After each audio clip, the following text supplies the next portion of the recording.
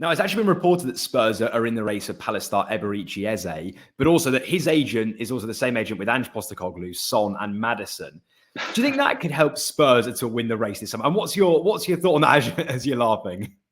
Yeah, well, I'm pretty sure it would help. I mean, as all these chats and conversations aren't all in the public domain, but I can imagine they're going on in the background, especially when they've got that link. It's always going to happen. I mean, if they were to get, I think he's an outstanding footballer. I mean, really, really talented. Makes that team better. He comes in and he starts for me, whether it be number 10 or just whatever front position that he wants to play in. I think he starts. So again, he kicks them on. I mean, it makes them better. It's going to be a huge fee. I mean, what we're talking, 50, 60 million. I don't even know if he's got a release clause or what, but it'll be a huge fee. But I think that connection can always help. Well, there was some talk, Alan, actually, that he does have a release clause of around £60 million. That's one of the current sayings. And would you be open to that? Do you think 60 million? Can you see Levy spending that potentially, or is that the sort of fee that you'd like to see for a player like Eze come into the club? Yeah, because I think someone who's so talented and at a good age and he's just see normally when you get to a little bit older, I mean, you start getting restricted. You need to play in a certain type of formation. You need to be this sort of player. He just doesn't look like that guy. He goes out and he just plays with a smile on his face. He plays with a lot of freedom. So much attacking quality that he can score goals, he can assist. These are the type of guys that you need.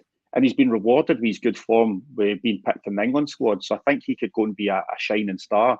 So 60 million is right. I mean, you look at some of the prices that are getting bandied around now for players that aren't as good. So I can understand that. And I think if he's going to be available for that price, I think Levy will spend it. And Spurs have been sort of one side credited with, having some interest in Benjamin Sesko at RB Leipzig, albeit he just signed a new deal, actually. So obviously that's now off the cards, Alan. What does that then mean, do you think, for Tottenham's pursuit of a striker? And should they be going after the likes of an Ivan Toney or Dominic Solanke? Is that their focal point they need to try and sign this summer? Personally, yes. I mean, I think so. I mean, if they got like Eze, for an example, and paid 50, 60 million, would they want to go and spend that again? I'm not so sure. I can't see them going out and spending 150 million on 2-3 players, if I'm totally honest. So it might come down to who's available, or do they feel they can play Son there? Can they bring in somebody else to play out in the left? Or what's their thinking moving forward? So it's really going to depend on who they can actually get. I believe that they needed a striker. As soon as Harry Kane left, if they want to go and compete at the highest level, they need a number 9, whether it be Solanke, Toney, whoever they've got, whoever they're looking at, they need someone. I mean, Toney's the one for me. I think he'd be an outstanding signing, but again, big fees. Well, potentially may not need a fee because Troy Parrott finished the domestic season in good form, playing well for Ireland as well on international duty. Is there any way that this sort of flurry of goals, the turn in form, Alan, could see him force his back away into the team potentially? Or do you think that there's sort of no chance for his return at Tottenham this summer? I'm not sure. Of course, he's a good player, but it's no slight on him because he's shown that he can go and score goals, international footballer.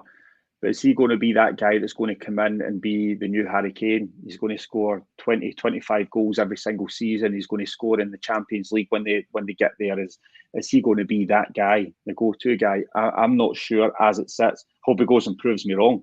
I mean, I hope he goes and gets an opportunity and scores a barrel load. But I'm just thinking, as it is at this moment in time, I don't see him doing that. Therefore, that's the reason why they're going and looking at strikers. Well, time will tell. Ange will know better than I will. But he'll have an opportunity as whether he can grasp it or not. And Pierre-Emile Højbjerg says, I mean, we've spoken about his future. He seems destined to leave Tottenham, Juve, Fulham, Atletico Madrid, Napoli, all interested. Of all of the deals, Alan, which would you like to see done? And actually, do you think Levy will just simply be holding out for the highest fee rather than selling him, say, to like a Fulham, which is a close rival, if you want to call them that? Yeah, I mean, no owner would really want to sell to a rival. I don't think it's kind of through gritted teeth if that ever happens. So I heard Jose Mourinho was now interested in him as well, knows the player. Could that be something that he's keen on? But of course, they'll want the same money. And if it's not to a rival, then even better. So we'll see how it pans out. I think that could be one that we'll have to look at because that could be a possibility. And Ledley King has suggested, a bit like you've always said, that Spurs do need a centre forward, and one that he named actually to replace Harry Kane would be someone like Brighton's Evan Ferguson. Do you think the Irishman does have what it takes to sort of step into that team and lead the line? Or do you think that, they need to be looking maybe at a higher caliber player potentially? It just depends. When you're looking at strikers, do you want ready-made that's going to come in right now and affect your team at this moment in time? And you have to pay for that. That's we're talking about Tony, these kind of guys. That's big money. Or like Ferguson, I think he's definitely got the ability. He's shown that he can score goals. He's only going to get better. He's young. He's hungry to learn. So there's a lot of good that comes with that. But is he going to go in and play week in, week out and score the goals that you need? So it really depends on the process and what the likes of Levy and Ange and these guys are looking for at this moment in time. If they want to really go and compete, Ferguson, I think, can do it. But he's still young, he's still learning, he's still going to improve. Where I just feel that if they went and got that kind of big hitter, if you want, at this moment in time, it really elevates them to the next level. And reports have suggested, to sort of wrap up the $1 million question that I've been waiting to ask, Spurs look to terminate Tanguy Ndombele's contract this summer. Do you think he'll be willing to take the money and leave, Alan? Or how do you see this panning out? Where is this situation likely to go? I mean, look, I think they did not break their transfer record to bring him in. Was it not about 70 plus million? I mean, the wages that he would have been on, I don't even know how many years left that he's got in his contract. Just say 2, for an example, round about there, on huge wages. If they're just going to have to write it off, is probably one of the biggest mistakes that they've made. I mean, he's not going to come back and play. They're not going to make that money back. So it's just been a nightmare scenario for them. I mean, and if he's got years left, you're going to have to pay him off to leave. I mean, that's basically what it comes down to.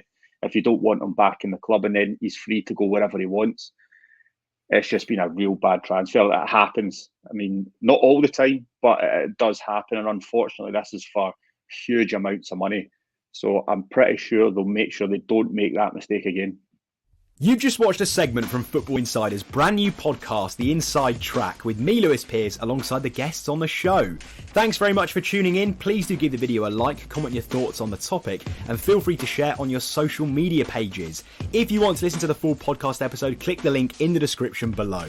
Keep your eyes peeled for plenty more content and exclusives here on The Inside Track.